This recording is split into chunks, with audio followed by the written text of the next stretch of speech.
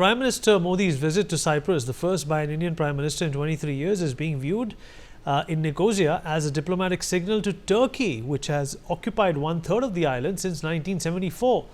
Earlier, Prime Minister Modi visited the Green Line in Cyprus that divides Iran along, the island along with Cyprus. And President Christodoulos, in fact, the area overlooks northern Cyprus, which remains under occupation with the presence of Turkish troops. Meanwhile, Prime Minister Modi said that India and Cyprus will develop a strong roadmap to provide strategic direction to cooperation between the two countries. He lauded the support of Cyprus for India becoming a permanent member of the Security Council and country's continued support in India's fight against cross-border terrorism. He added that to further strengthen defence and security cooperation, emphasis will be laid on defence industry under the bilateral defence cooperation program. A separate dialogue will be initiated on cyber and maritime security. He also added that India and European Union are working to conclude a free trade agreement by the end of this year. Moreover, Prime Minister Modi was also conferred Cyprus's highest civilian honour, called the Grand Cross of the Border of Makarios III.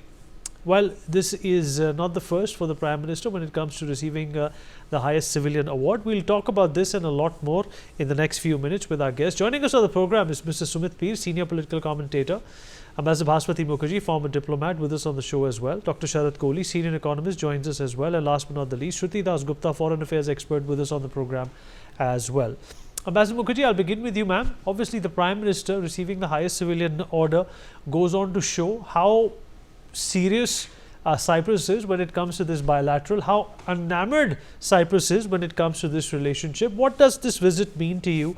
Obviously, for the Prime Minister and from a geopolitical angle, the optics here are quite imperative. Indeed, the optics are very important. This is the first visit by an Indian Prime Minister since 2002 when Vajpayee Sahib went to Cyprus. In fact, I was part of the PM's delegation. And it was an amazing visit at that time too.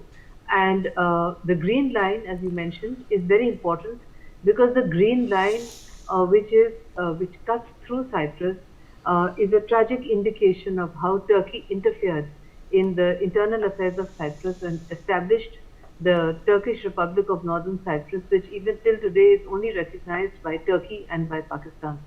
And the original residents of the TRNC, who were Cypriots, actually would like to have a confederation. But what Turkey has done is to people it with Turks from Turkey. So the entire demographic composition has changed, much like in POK. The strategic partnership between Cyprus and India has always been very strong. And we have, in fact, at one point, Cyprus is part of the non-aligned movement before it joined the EU. And is going to be president of the European Union in 2026, which is an important year in geopolitics. More than that, PM going there, receiving the highest civilian award, signing all these MOUs, etc., is a strong indication of India's support for Cyprus and Greece at a time when Turkey has completely shifted and has lost all balance in its policy towards India and has become completely pro-Pakistani in its approach. Even though it's a NATO country and is supposed to be close to the United States, it has developed its own independent foreign policy, which is really to build up an anti-Western front globally along with China. So these are indications that India is seeking to rebalance its strategic options.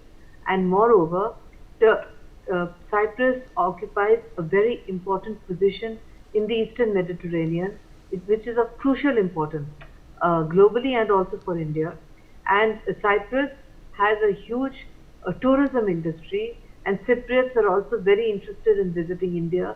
We have a lot of business options also going on, including in third countries, because Cypriots, these are all Greek Cypriots, they are extremely good in business and they have a lot of interest in investing in India. And similarly, we too have invested in Cyprus. So it's a very important visit. And coming as it does on the eve of his going to the G7 is also an indication of the kind of strategic priorities that India has in the European Union. Vineet. All right. Dr. Sharat Kohli, your analysis of the trade arrangement that both these countries can accommodate and reach, which will perhaps be a game changer for India. Let's not forget that Cyprus can be a big partner when it comes to the India-Middle East economic corridor as well. It can also be a gateway for India towards the global south, which India has been trying to uplift ever since the G20 took place in the capital here. Dr. Kohli. Good afternoon, Vineet, and good afternoon to my fellow panelists and Newsx viewers. Yes, Cyprus has a very, very prominent positioning as far as Europe is concerned. You know, if you look at the trade numbers as of now, we're doing about $136 million, not a very large size as far as trade is concerned. We should not forget Cyprus is not a very, very big country. And we have a trade surplus with Cyprus. We've got about $50 million of trade surplus with Cyprus. And the target which Prime Minister has set for 2025 is about $150 million, so which is growing. And you know, not many people know, people who don't have interest in economics and trade, that Cyprus has got a very friendly taxation system. The corporate tax rate in Cyprus is about 12.5%. So as far as Europe and some of the other countries are concerned, they route their investments through Cyprus. So the trade numbers may not look very huge, very large, but then if you look at the FDI, well, out of India's total FDI, about $81 billion in FY25, about $15 billion came, I would not say from Cyprus, but via Cyprus. This means a lot of corporates around the world, a lot of investors wanting to come to India, they came via Cyprus because of Cyprus's friendly tax regime, which is a very important point now. Now, it is also pertinent to note at this point that we had a capital gains advantage with Cyprus, which was until 2016 with Cyprus and Mauritius, which the Indian government withdrew because there was a lot of nefarious money moving around and round tripping happening. So that we had withdrawn in 2016 because some of the people were trying to take advantage.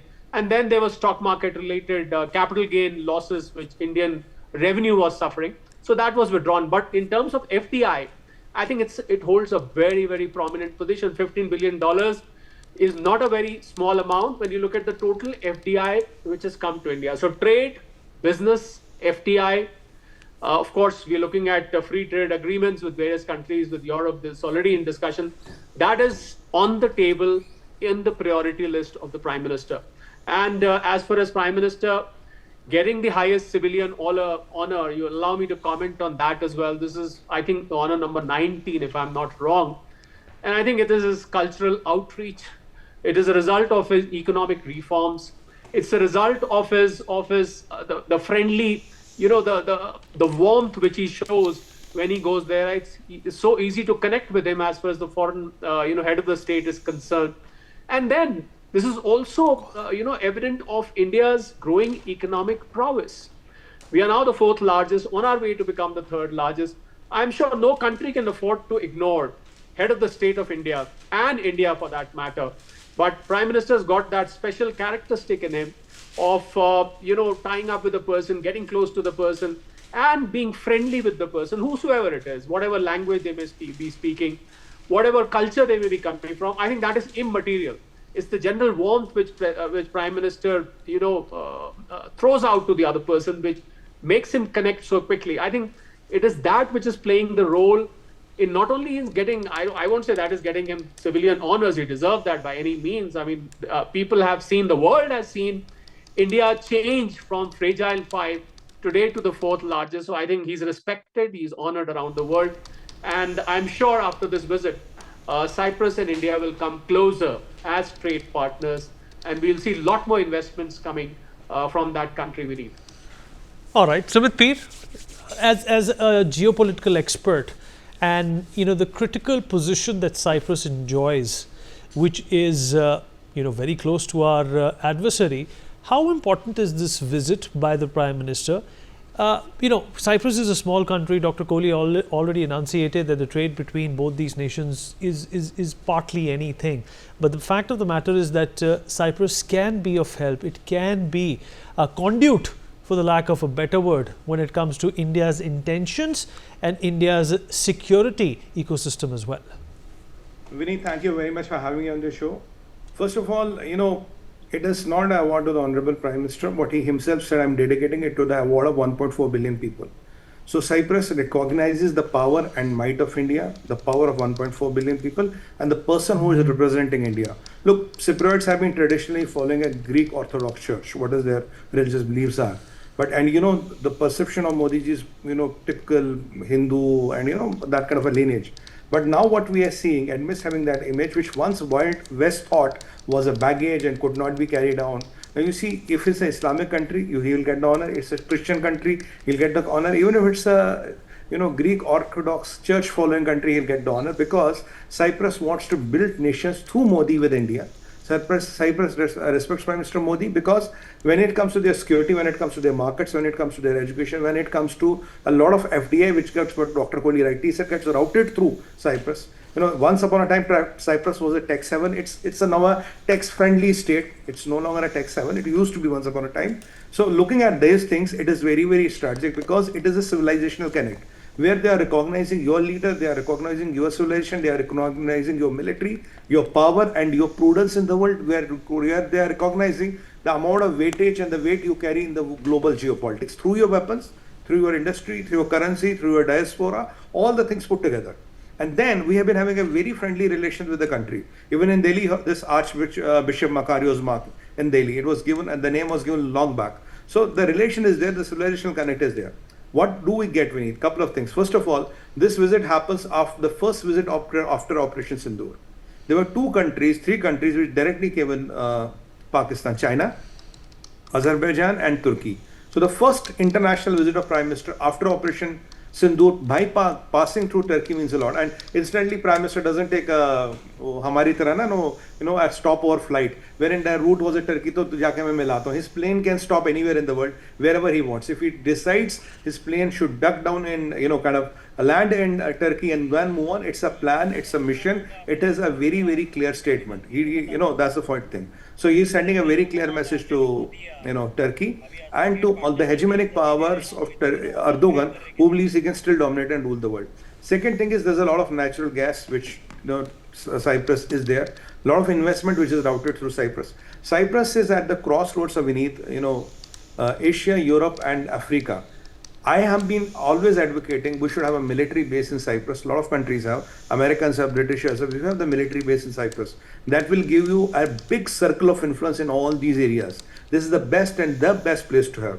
And there was a time when I was living in Cyprus, it was told that every third person who's a foreigner here is a spy. And it was a country which was a land which was full of spies, full of listening posts, all kinds of activities used to happen. Even you go to exchange your dollar, the banks will give you lesser money, but you go to a shop nearby to a bank, that will give you more money, because it was Russian mafia was controlling it all. So Cyprus might appear to be a very teeny-meeny island, chota sa. But if you go into deep of it, there's a lot of geopolitical activity, there are a lot of geopolitical power plays which still happen there. The biggest bases of America and Britishers are still in Cyprus. The biggest listening posts are there. And there's a lot of activity which happens. And if you remember the infamous movie Munich, even they went to Cyprus to get somebody from the hit squad. They went to Cyprus and eliminated somebody. So Cyprus has been always that place. And if you want to have a sizable influence in the Middle East and don't want to be in the Middle East, Cyprus is the place to be. If you want to be at the gateway of Europe but not in the Europe, Cyprus is the place to be in. If you want to have a gateway into North Africa but you ought not be there, this is the place where you have to be. So Cyprus for Prime Minister Modi is a multifaceted thing, wherein our security, our FDI, our interest, our maritime interest and all can be taken care of. And we need last time, before Operation Sindoor, suddenly a ship was docked Turkish ship got docked in Karachi. Now if we have this agreement with Cyprus, why can't our ships and subs be docked in Nicosia? There's a big port in Nicosia, we can dock that. And Cypriots and Greeks are best in shipping management. When it comes to shipping management, I have visited a lot of companies there. They're best in shipping management and they still control this shipping management business. So if we want to increase our exports, we want to increase our, what we are targeting, the kind of export targets we are targeting in the next 5 years, we'll need a lot of shipping management. There's a lot of things which are in common. The most important thing is now, though Cyprus is a part of EU, I believe it's a NATO country also, if my memory serves me right. Now suddenly there's a change, you see. being a part of EU, Greek Orthodox country, part of NATO, giving our Prime Minister the highest civilian honor and really appreciating and acknowledging what Bharat and Modi can get for them. It's a new recognition. It's a new recognition at a different level. It's a new recognition where the West gets clear message. Look, we are whatever we are. You might perceive us whatever we are, but we are important.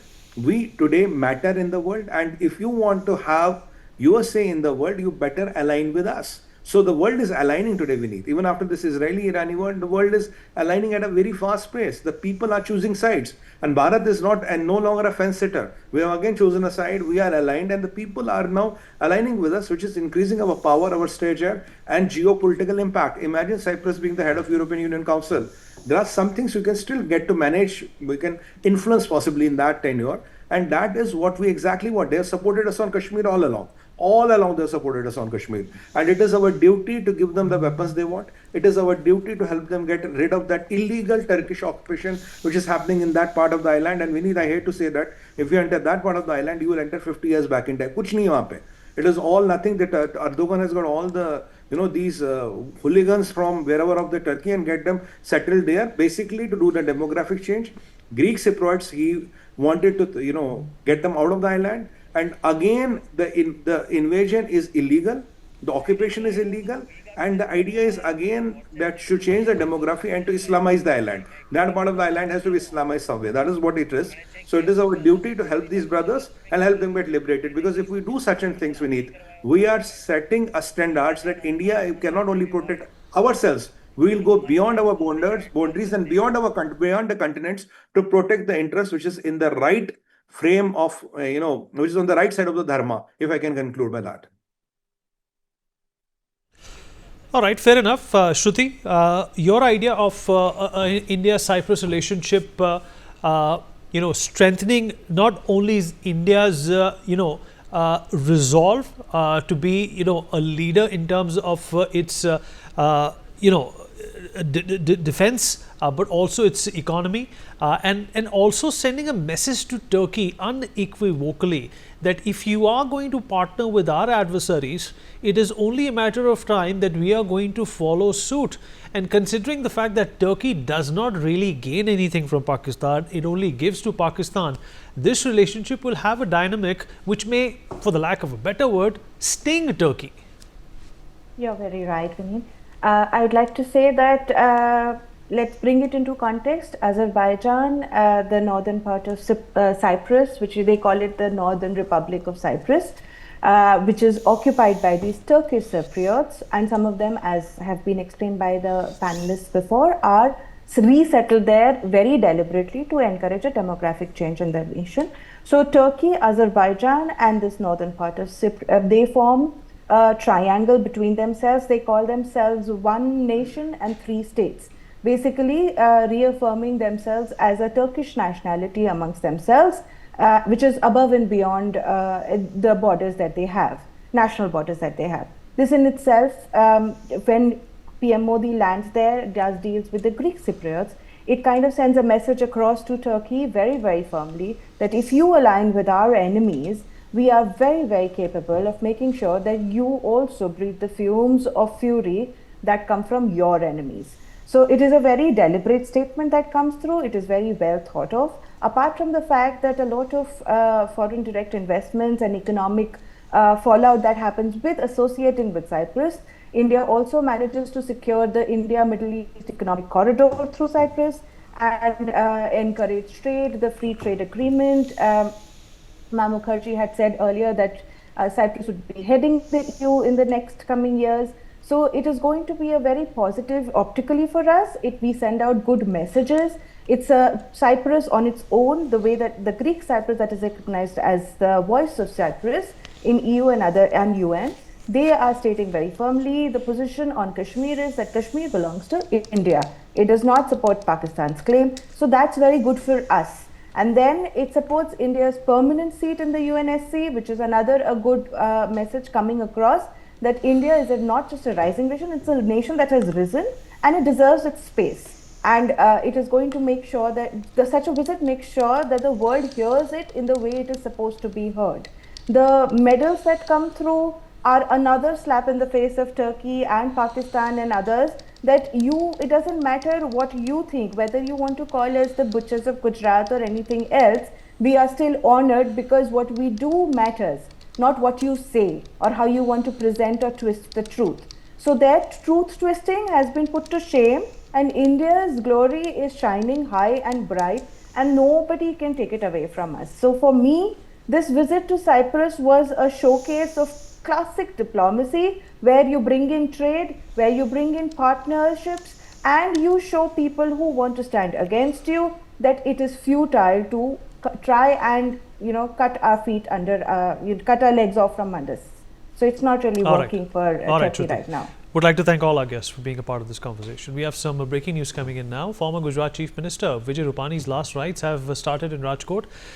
His last rites are being held with full state honours. People gather to pay tribute to former Chief Minister Rupani, and Pratik Limban is joining us live from Rajkot at this point in time. Pratik, बताइए कि इस समय क्या चल रहा है वहाँ पे? हमें लाइव इमेजेस भी आ रही हैं, एक कारवां दिखाई दे रहा है जिसके आसपास काफ़ी लोग हैं. हमें बताइए कि क्या चल रहा है अभी.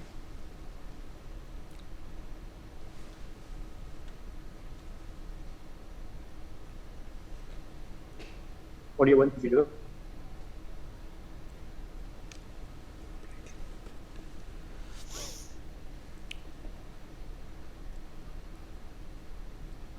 प्रतीक, अगर आप मेरी आवाज सुन पा रहे हैं.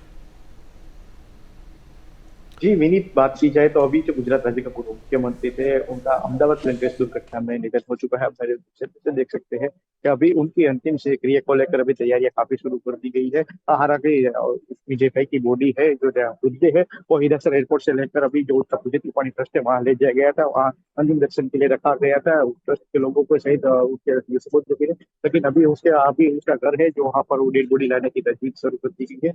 हालांकि मृतदेह अभी तक यहाँ पर पहुंचा नहीं है. अभी जो राजकोट का जो कुआरवा रोड है, वहां पर उसकी डेड बॉडी पहुंची है. धीरे जो सफाई ने उसमें डेड बॉडी यहाँ पर राजकोट उसके घर पर लाई जाएगी. और अभी इसके चलते, इसकी डेड बॉडी के चलते जो गृह मंत्री अमित शाह है, उसकी भी अभी राह देखे जा रहे हैं. साथ ही जो गुजरात राज्य के पूर्व मुख्यमंत्री है भूपेंद्र पटेल, वो भी इस सब यात्रा में शामिल हो गए. Vineet. All right, on that note, we are going to be dipping into a very short break. News and updates will continue on the other side.